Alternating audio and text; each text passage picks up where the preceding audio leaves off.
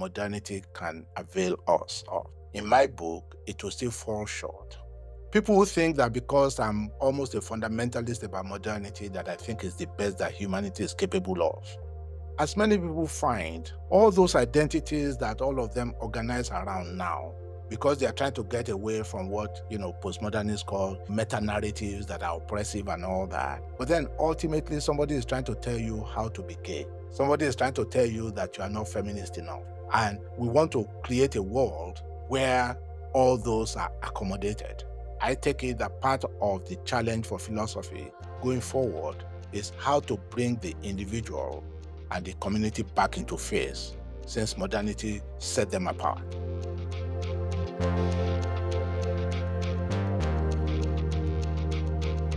Welcome to Season 2 of Our Long Walk, a podcast series about South Africa's past, present and future.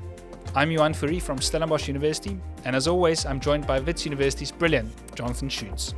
With Johan's expertise in economic history and my expertise in historical sociology, we are excited to interview world-leading academics who ask compelling questions about our country, our continent, and the ideas shaping the world around us.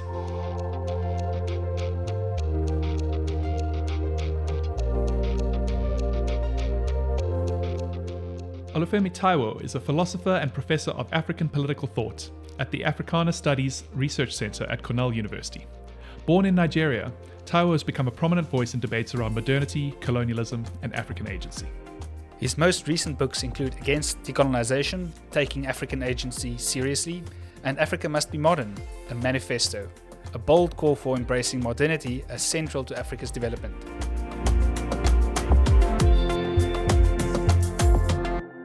Thank you for joining us today. It's wonderful to have you as our second guest in the second season of the Our Long Walk podcast. I'm also joined by my usual co-host, Jonathan Schoots, and we're going to talk about modernism, decolonization, and various topics.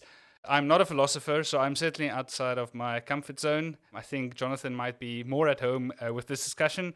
Having read Africa Must Be Modern, I have many questions, and I look forward to the discussion. Professor, thank you very much for joining us, and welcome.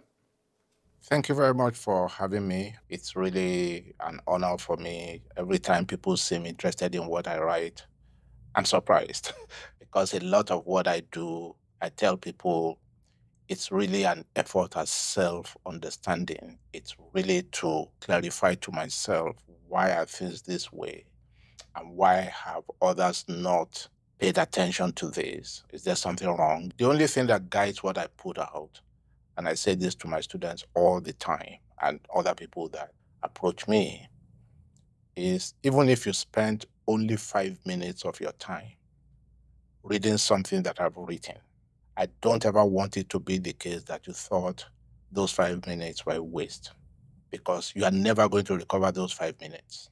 They're gone.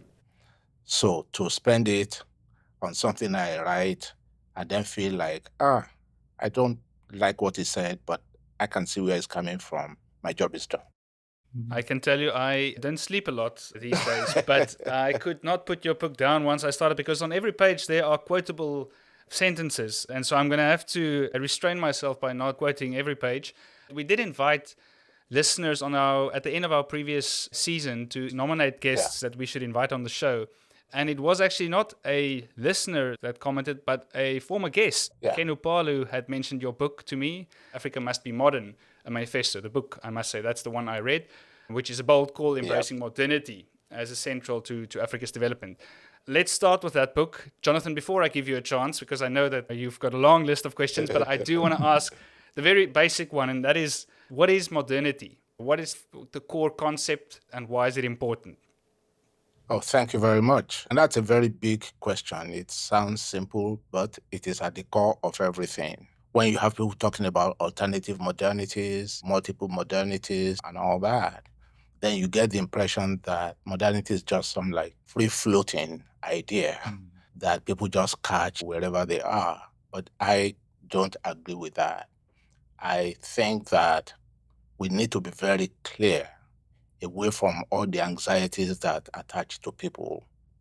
Modernity was a singular event in human history. It originated in Europe. The key word here is originated, but it was never fully constituted there. So the mistake people make is to think that modernity is European. As I point out in the original book where I first dealt with this, if Hegel was right, Europe never became conscious of itself as Europe until it came to the Americas. And modernity was not a self-conscious movement. Again, with Hegel, it's some tag that was put on a ferment that when it was happening, people did not know that they were doing something new. And then they call it the modern age. Okay. So having said that, and the other part I want to point out is ideas of European modernity, colonial modernity, they have no meaning according to this historiography that I'm giving to you. For one thing, it is incorrect to write as if Europe is white, is Caucasian. We all know that at no time in history did Europe ever answer to those descriptions. So when people do that, they obscure the meanings of all these ideas. That's the first part. The second part is modernity did not spread all over Europe at the same time or with the same severity. Okay? So there you are going to find a wide gap between Spain and the Netherlands, for instance. You're going to find a wide gap between Britain, even Scotland, and Germany, and between those two and Italy, even as we speak. And Central and Eastern Europe are a different kettle of fish. When people get on this road about European this, European that, either they are being clever by half or they don't know their history. And there's no midway between those two. Okay. So having said that, so modernity was something that was spawned by an earlier movement, again, that people have problems about, which we call the Enlightenment. That does not mean that the Enlightenment was singular. I mean, Joachim Israel's work is very clear about this.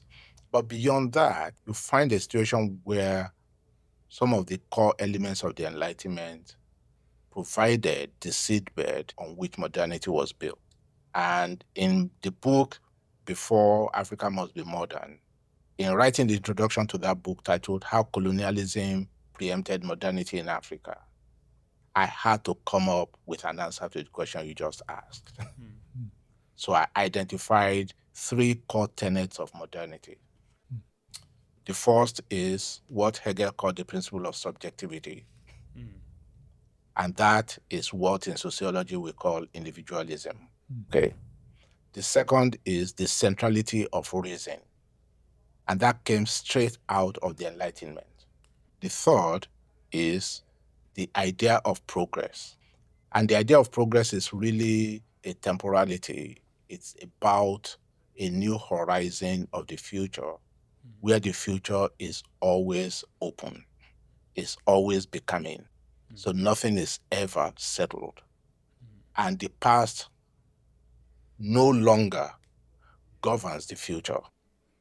What past you have does not give us any inkling as to what your future is going to be like. So when you take these three things, together, you find that a whole lot of modern discourses and all that are variations on these core themes. Recently, I've actually been arguing this again with people who, because of all the pressure of decolonization and stuff like that, I just said to them, I said, it's very interesting. The novel is a quintessentially modern invention. And it's very rare to find novels where the heroes are collectives. They usually are just about, the individual, their travails, their journeys and so on and so forth. And then when you look at societies that are struggling with modernity, you find that the same issues keep cropping up in them. Think of India and the nightmare of the continuing survival of the caste system. Okay. Think of Japan thinking that it could do modernity on a technological level, but not on the ideological level, and what that has done, for Japanese social structure, really for their family structure and the shrinking, And exactly the same thing is beginning to happen in South Korea. Because once you have all those, and you have the discovery of the individual, okay, then whether it's Yoruba, emphasis on collectivity, on respect for age, or Japanese, or Confucian values about respect for elders, formal office, and stuff like that. And it then becomes very difficult to put the individual back into phase. And that has been the central theme of modern European political philosophy, since Descartes. So once you begin to take this history very seriously, then you find that, one, ideas are not owned by any people. Okay? Ideas come from people's heads, individuals' heads. They may flow into a ferment, and then many people contribute to it, but there's no group thinking. So you can always trace it, for the most part, to somebody who first interjected that into a conversation. I mean, we all do that. When I'm talking to many of my interlocutors with whom I speak every day and all that, and then something comes up, then they say, oh, I'm going to use that. I say, yes, and you don't need to acknowledge me because it's the product of our conversation. But it came from me. But because you are the interlocutor who sort of provoked, that reaction from me in conversation, we can both share it.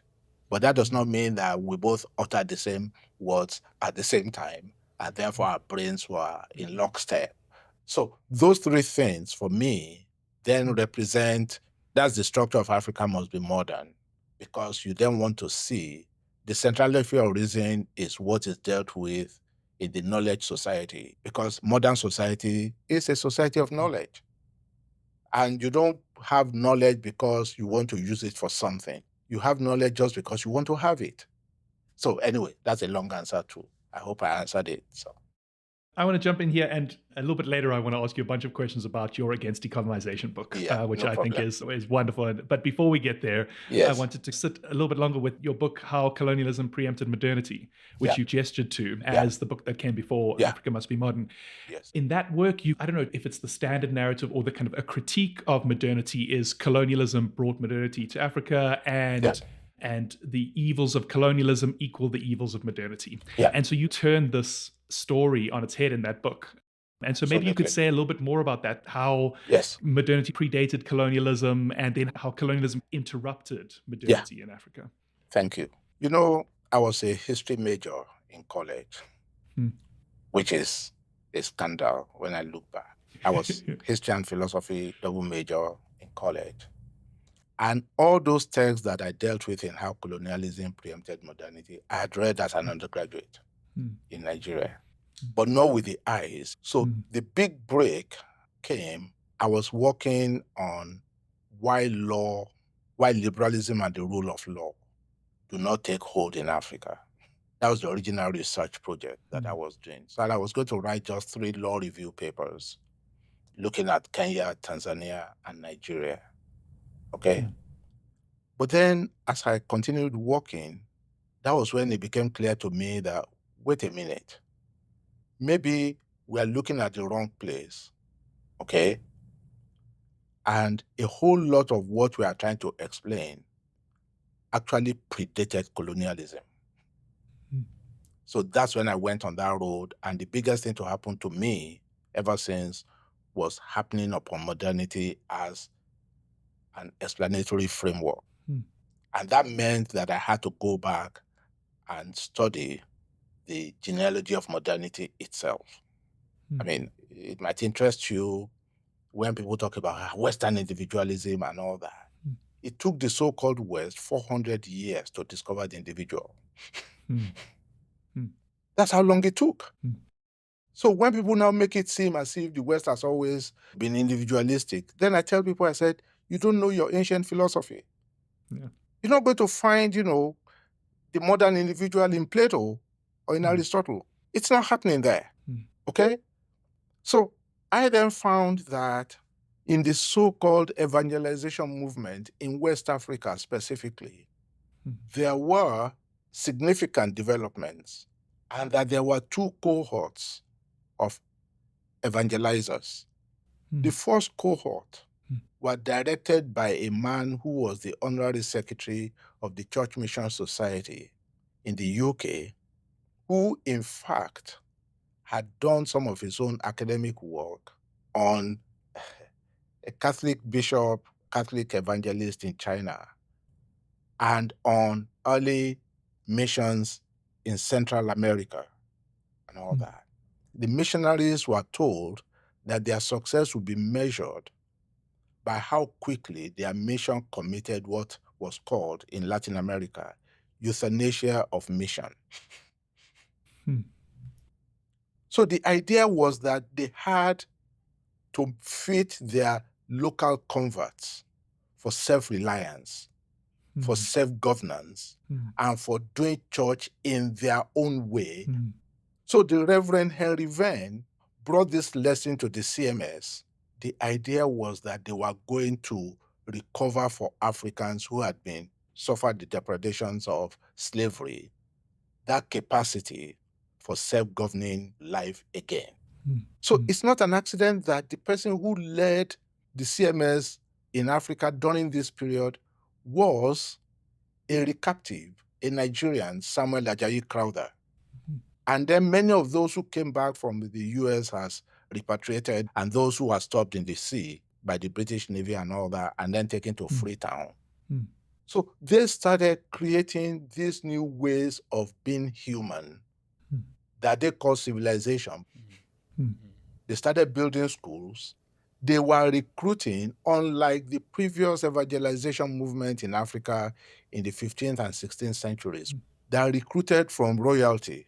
This time, because of all the turmoil created by the slave trade and all that, so they recruited from the marginalized who were literally running for their lives and all that. The chiefs, who were the people who presided over all this, had begun to lose their legitimacy and control. So Ajayi Crowther, for instance, was the only example of an African being the head of a committee that created a script for the Yoruba language. He wasn't just a member, he was the head. And eventually became the first African bishop, a Ghanaian, Philip Kweku, had been ordained as a minister in the Anglican Church in the 18th century. And he had operated in Ghana, during that period. A friend of mine has actually published another edition of his letters, which was published by UNISA in your country some years ago. So these are some of the elements. And then, of course, as I began to look at the character of all those people and their writings, they were quoting Descartes. They were arguing with Herder. They were saying, yeah, we may form different traditions of particularism, which was the language being used in Europe then for national discourse, from Fichte to Herder and all of them, to Mazzini. They were reading all those people. They were arguing with them. They wanted to recreate that for themselves in West Africa. All this time, there was no colonialism. There were pockets. For instance, Lagos did not come under British control until 1861. That was 2 years after the CMS founded the first secondary school for boys in Nigeria, 1859. Femi, I want to interrupt here and say, so if I have to be devil's advocate as an economic historian, I would say it's just capitalism. It's not modernity, it's capitalism. So how do you see this relationship? Oh, they're very connected. In fact, that's part of the tragedy of British colonialism in Africa. Well, of all modern European colonialism in Africa, there was absolutely zero interest in developing capitalism. Yeah. It links very nicely with the work of Tony Hopkins that we interviewed last week, which makes exactly this point. It's basically colonialism disrupted the capitalist process. The French and the Germans were burning plantations in Cameroon and Togo to disable local African capital because they could not compete with metropolitan capital. So they could only be manufacturers' agents. Then people tell all these crazy stories about how land was, communally owned and all that. It was not because people wanted to keep that going. In fact, privatization of land was already happening in my part of Nigeria. And when Theo Elias wrote about it in The Nature of African Customary Law, some airhead reviewer said you could not trust Elias because he had been, contaminated by the West. That's the kind of ways that people like me are dismissed as lackeys, and all that, by people who don't read. And one last point on the political front also. So one chapter of the book I devoted to 2 constitutional experiments in West Africa in the 19th century. And one of them, they actually wrote a constitution and formally adopted it. And again, your philosophers, your political theorists, only historians have written about that constitution. And since I wrote about it, no one else has, which is crazy. Yeah.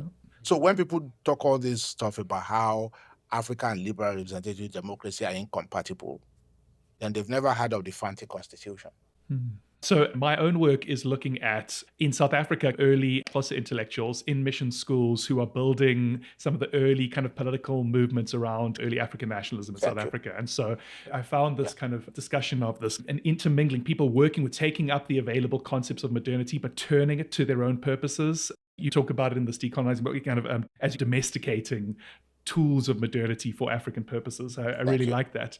But just as you were talking about these kind of intellectuals and being involved in a kind of global discourse, it made me also think of, I saw a talk that you gave where you were thinking about kind of African producers of knowledge and globally circulating ideas. Yes. So you quote from Césaire, from Aimé Césaire, where he says, in the past, people could write the history of the world without devoting a single chapter to Africa, as if Africa had made no contribution to the world.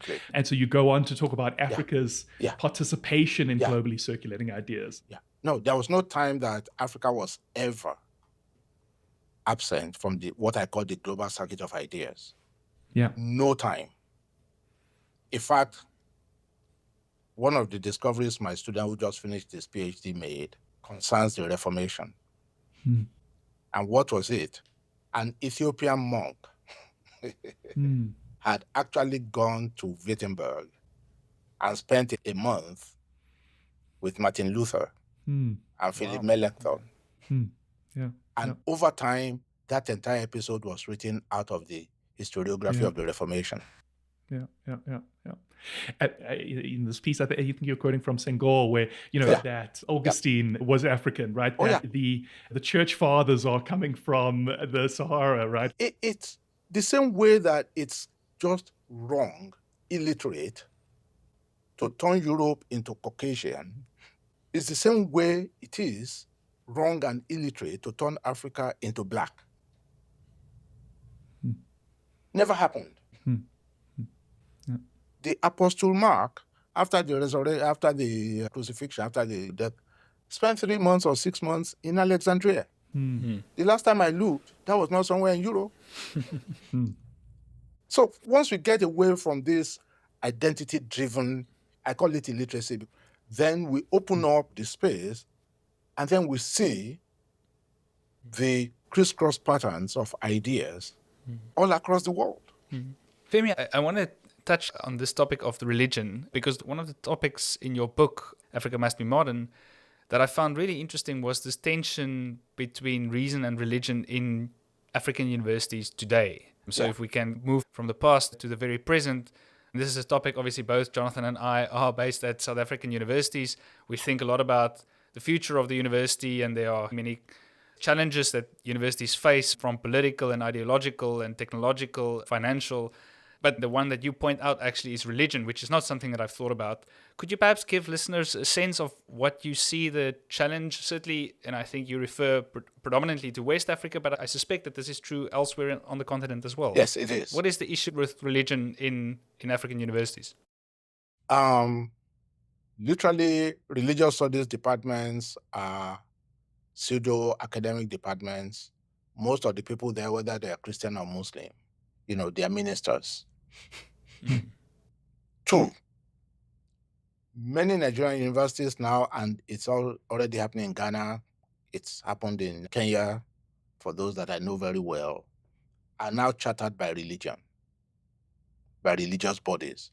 And they are unlike the previous so-called main denominational churches like Anglican, Catholic. Look, I'm a very proud Anglican boy, and I will be until I quit. Um, so I went to primary school that was chartered by my church. I went to high school that was chartered by my church.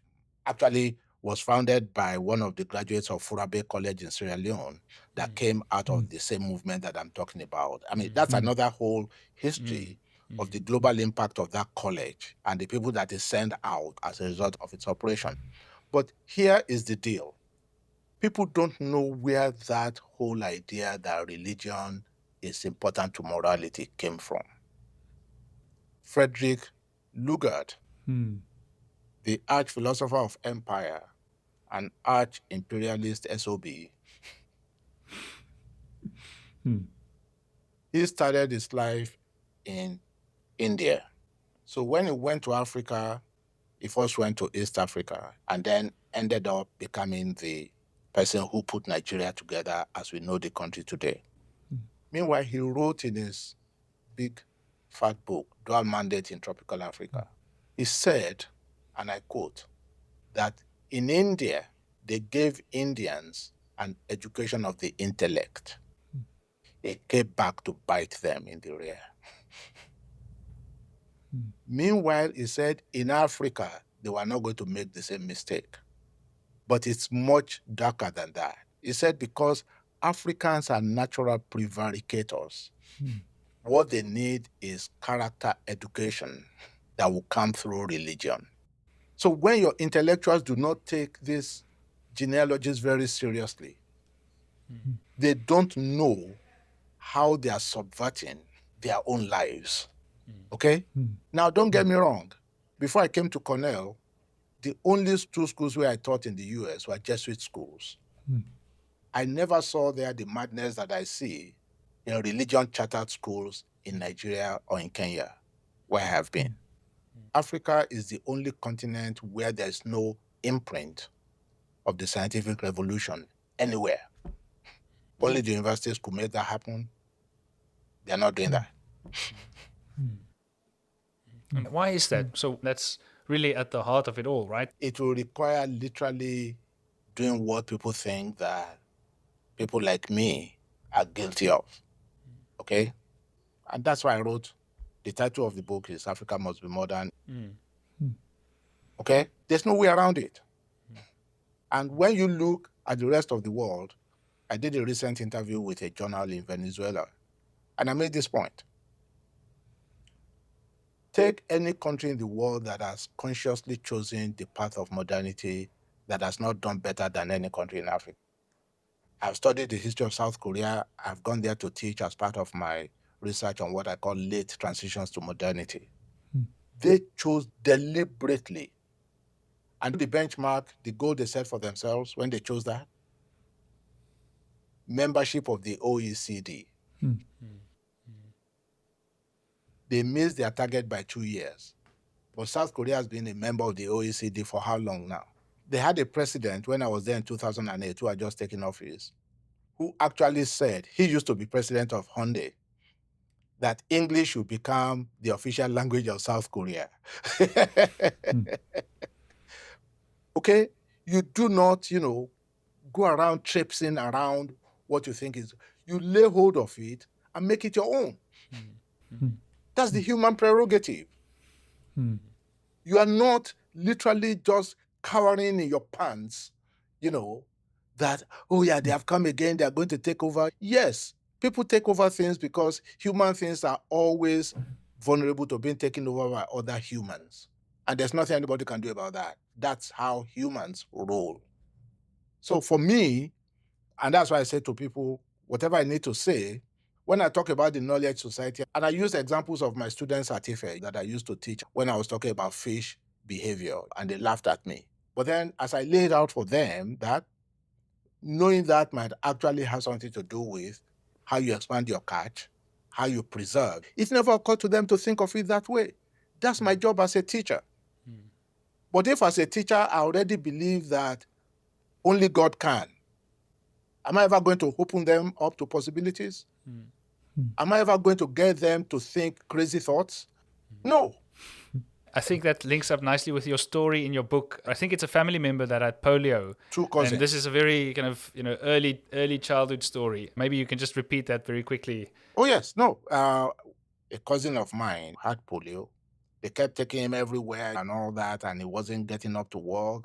Home remedies, herbalists, soothsayers, and all that.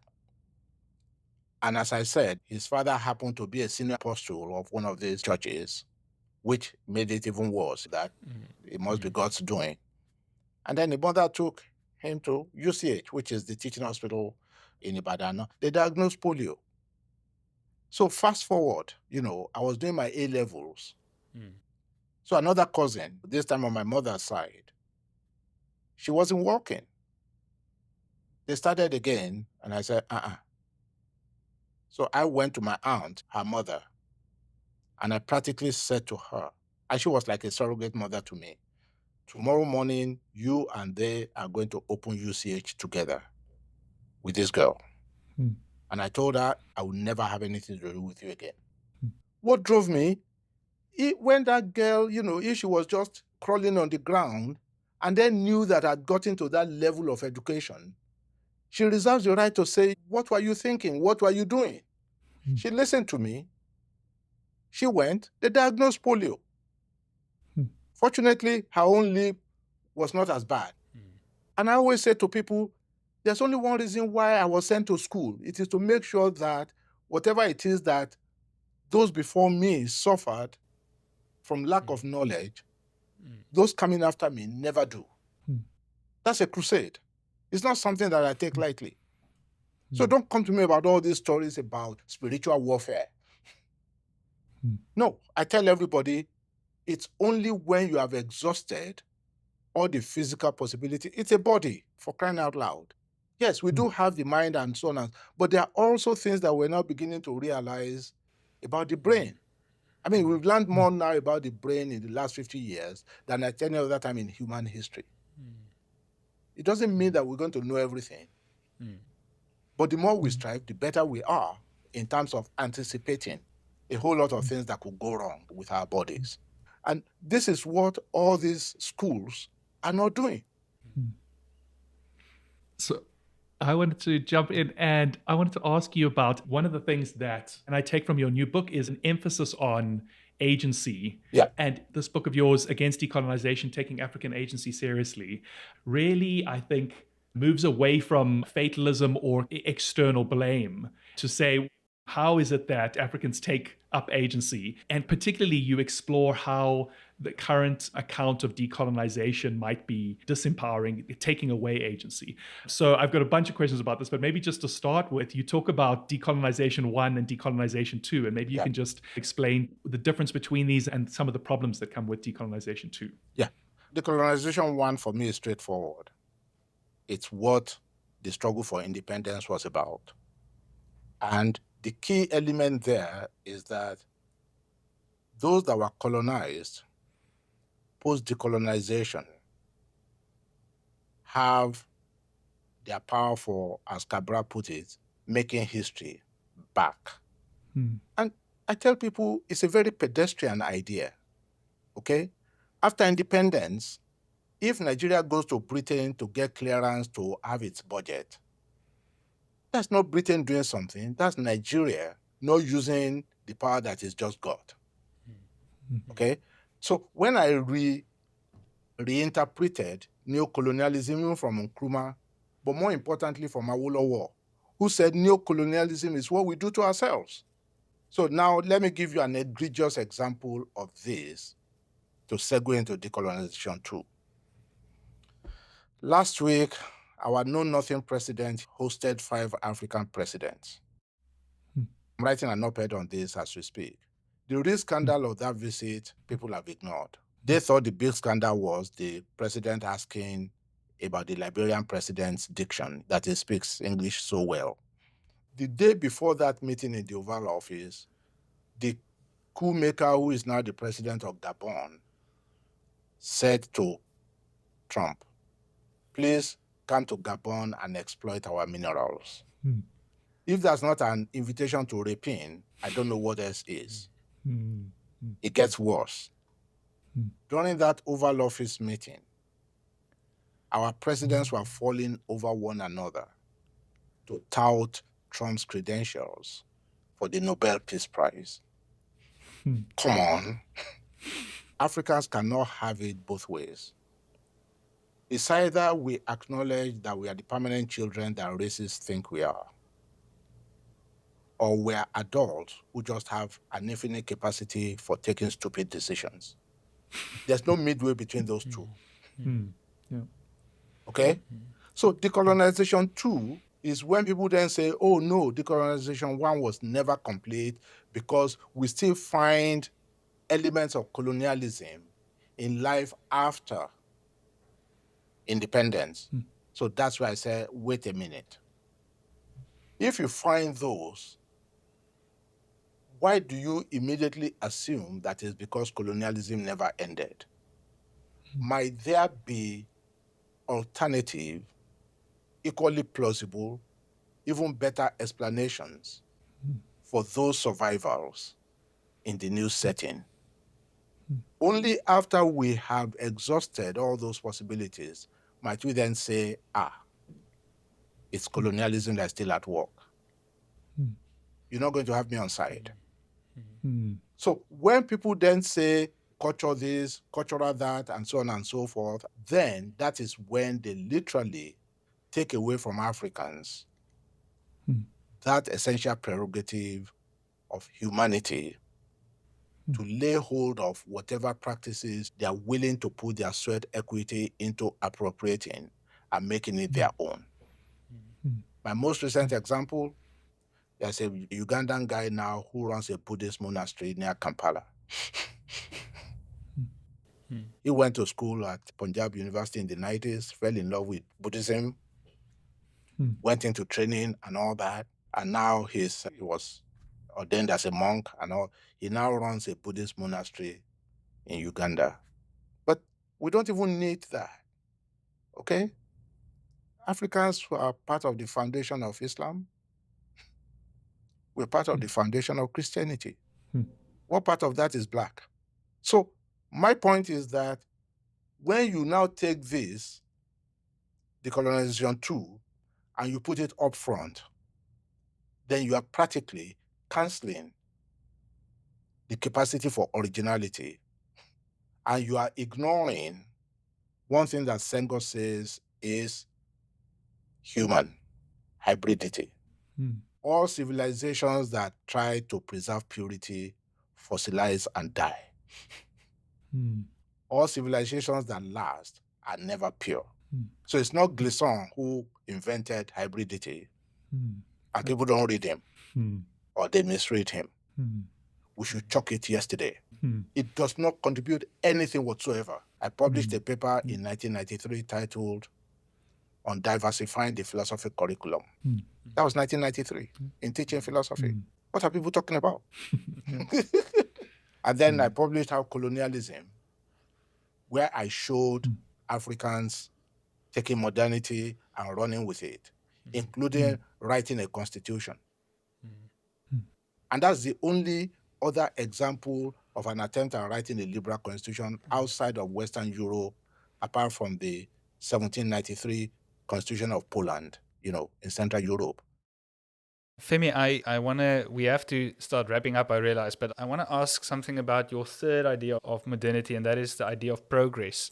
Thank you. Certainly, I sense that students are quite pessimistic, the younger generation, and to some extent that's rational in that South Africa as a country has not experienced any positive GDP per capita growth over the last, 12, 13 years, 15 maybe by now. And so students, in some sense, have a right to say, well, things aren't getting better. But I still think that is not it's a more universal thing than just a South African thing. And so I want to introduce here the idea of a sociologist, and Jonathan would be very proud of me for doing this, Sigmund Bauman, for his idea of retrotopia. So the idea of progress in that the future is better, there's a utopia, but this idea is the idea of retrotopia. So if people are looking back, if the future is bleak, then we go back and search for a better past, like the good old days or make America great again, these kind of ideas. And that's, of course, exactly the opposite of what you propose, right? That we should look towards the future. And the way you define it is far more individualistic or far more kind of personal, because my sense is that it's all about identity and how you shape your own identity, that your past is not deterministic of how you end up going forward. But if the future is very bleak, then we seem to turn back into these group identities or ethnic identities or national identities. So how do you think we go beyond that? How do we paint a more optimistic future to the young generation to get away from this harking back a romantic past, of course, that often didn't even exist, right? It's a kind of mythologized past, but it's something that kind of people can hold on to because the future is so uncertain. First, I really will appreciate the reference to the retrotopia that you just sent. I really would like to read about that. I'll certainly share it with you, yeah. Yes. And as you can see from the final chapter of Africa Must Be Modern, and I called it Against the Philosophy of Limits. There's a reason for that. A good part of what you have just described, honestly, is the legacy of deconstruction and postmodernism. As far as I'm concerned, both of those movements were nihilistic. I always say to my students here, I like teaching first year, and there's a reason for it. And I usually challenge my students. I say to them, there's something wrong if the only idealist in the class is the old fogey. That's very true. And at that point, the kids are literally, they sit up, because I said to them, I said, when you are 19 and you're talking about realism, if the world as it is right now is okay with you for the next 70 years that will be your lifespan, I wish you well. I can see the light bulbs going off in my students' heads. But those are not conversations that many of us have with our students anymore. Because we all settle into this rut of hopelessness. And I tell my students, no, I'm a utopian. It's not a corny word in the academy. Okay? And you are not supposed to even talk about that because, and this will put things in place for your question, Johan. I tell people, if we could realize the best society that modernity can avail us of, in my book, it will still fall short of a good society. Okay? So people who think that because I'm almost a fundamentalist about modernity, that I think is the best that humanity is capable of. Okay? And the point about individuals and all that, this is where the rubber really meets the road.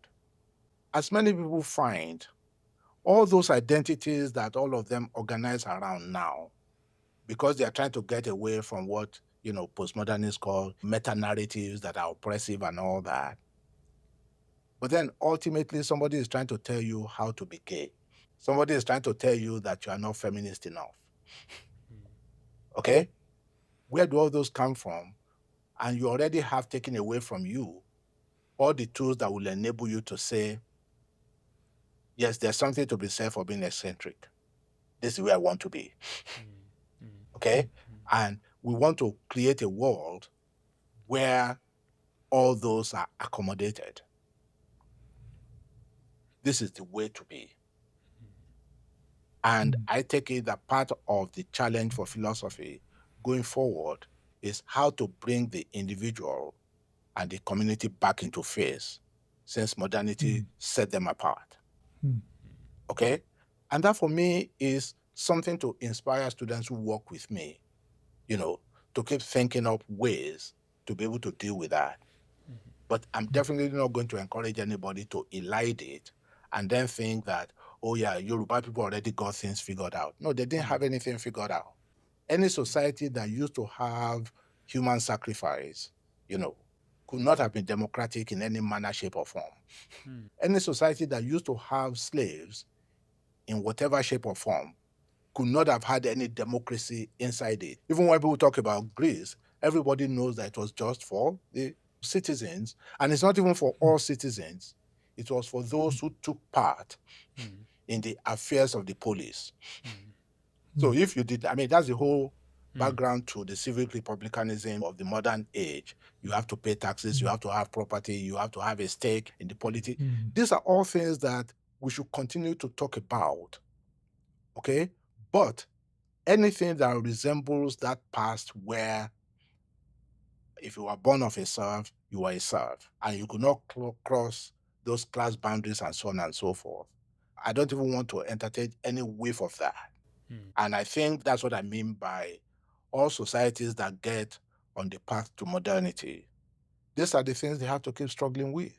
And I think that is where the role of the intellectuals becomes very important, because we are supposed to be the lookouts to anticipate.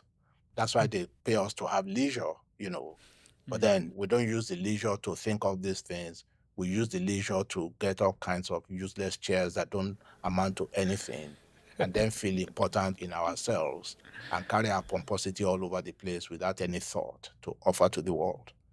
Before we end, I want to ask one more question, Sure. which is very important or interesting to me, which is, for a long time, you've been involved in this debate around this, what's called the Akiwowo project, Oh, wow. of this question of kind of African sociology. Yes. And so obviously this is interesting to me. Yeah. And recently you have written this piece, Doing Sociology in Africa, where you talk about this and you talk about your contribution.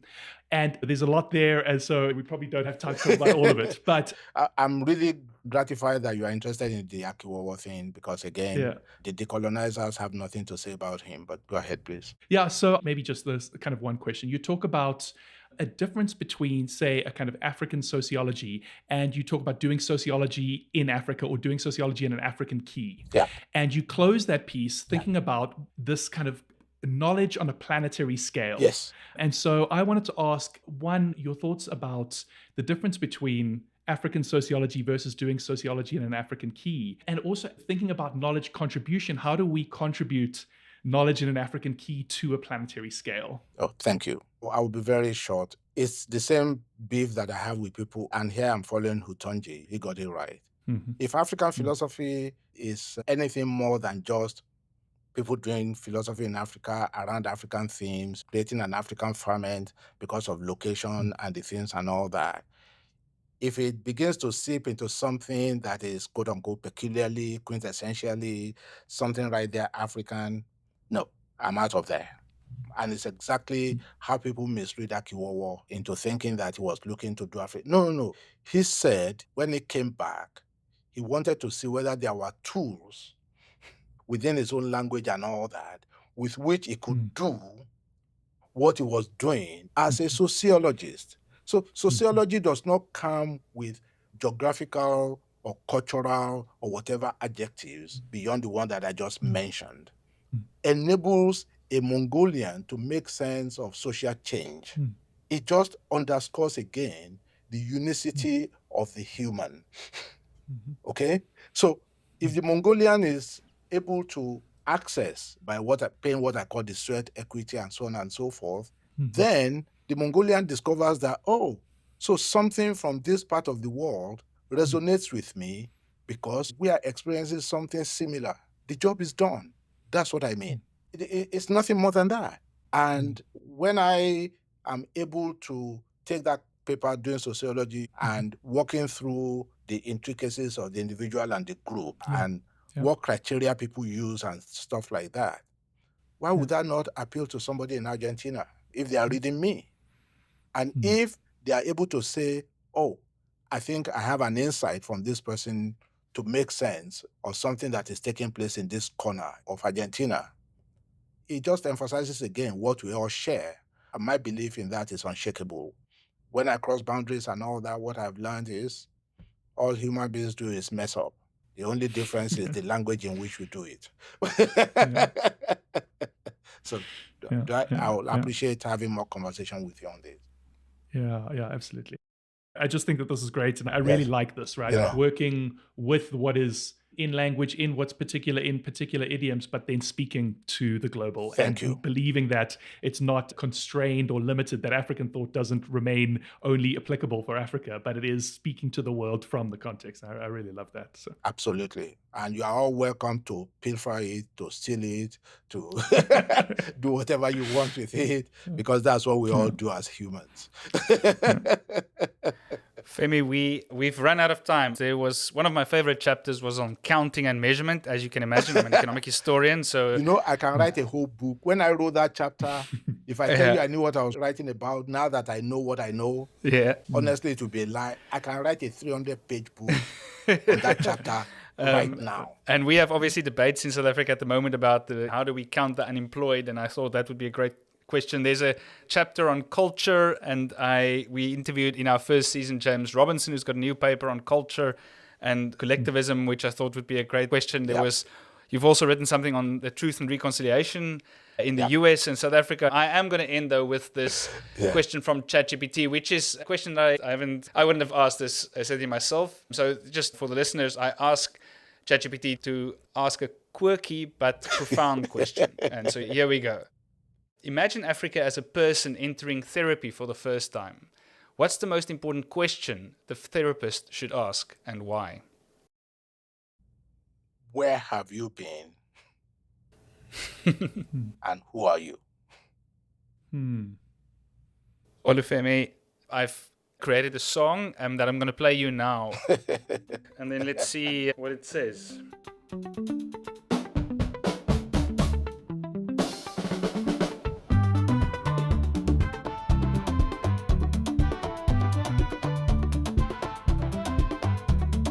Crossroads of ideas, where the ancient and the new collide. A man steps forward, boldly voiced, fearless, clear-eyed. Olúfẹ sings the song, the one we've long denied. The past is not a prison, modernity is not our shame. We've lingered long on blame, stuck in a cycle chasing ghosts. Our eyes fixed on old oppressions, missing the now, ignoring growth. The chains we wear today aren't iron, but ideas gone astray. Turning freedom into slogans, liberation into play. Decolonization was our chant, once fierce, now shallow art.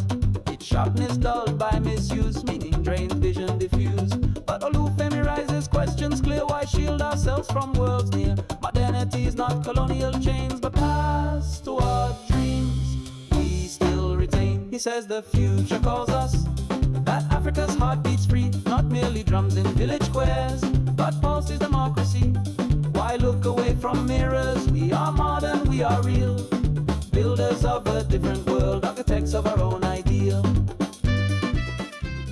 And it goes on like that. Just amazing. I'm blown away. So you always compose a song for every session? As in, the machines do it for us. However you do it, fabulous. It's great. And again, I have to say, I couldn't have come to a more right place, because I always tell my students that the world is too serious. My classroom is not for seriousness. Well, I'll certainly forward you the link to share with your students. That would be great. Professor Olúfẹ Táíwò, thank you very much for joining us on this Our Long Walk podcast. It was a fascinating discussion. Yeah. Jonathan, thank you also for your contribution. I can't thank you both enough for your interest. I really appreciate it.